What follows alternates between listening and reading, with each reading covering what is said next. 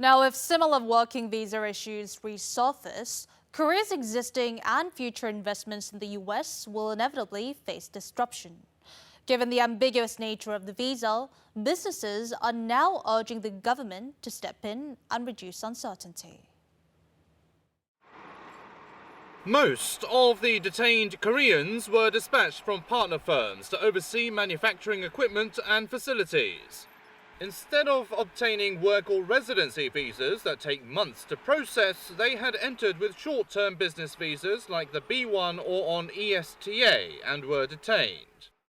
저건 8개월 걸렸어요. 한 번에 체류할 수 있는 게 최대 6개월이니까 6개월마다 꽉 채워가지고 이제 돌려가면서 보내는. To B1 visa holders, equipment installation and training are permitted. However, operating the equipment to manufacture something is prohibited. In other words, they are allowed to touch the equipment without operating it. The case of the Korean detainees is just one instance of the long practice of working with an ambiguous status. Industry insiders say they saw this coming. As investment in the US surged, there have been persistent calls for expanding visas. The business community also raised the issue of visa quotas back in February in the early days of the Trump administration. The ministry belatedly convened an emergency meeting with businesses behind closed doors on Monday.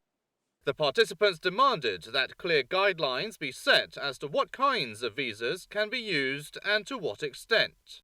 They said getting a work or business visa takes too long, and for subcontractor employees, it's nearly impossible. They are also calling for securing a quota for professional visas like Australia, Chile, and Singapore did. The government has admitted a lack of measures and vowed to mend the situation.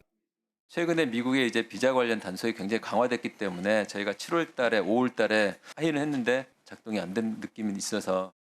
If visa stability isn't ensured, it could hinder large-scale Korea-US shipbuilding projects like Mazga.